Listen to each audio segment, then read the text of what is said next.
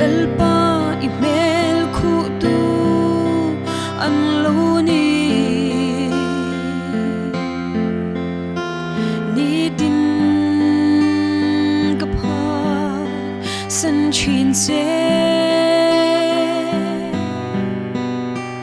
ma se lung ngai na tui phone in min nuaya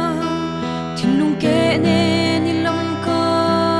lo hoin nang chua ni tha nuaya min chal tir chi lung ai ka kun laya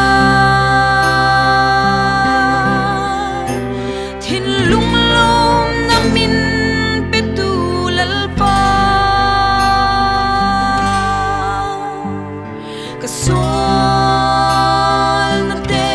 ngai damang che irong bol turin min puiro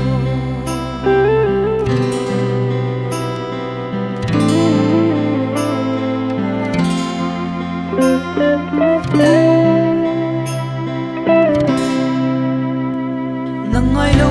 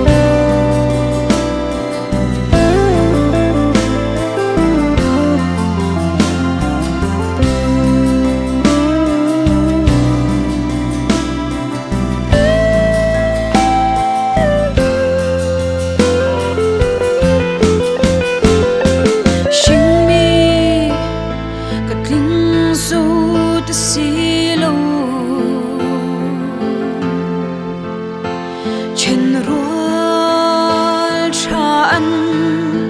liam zo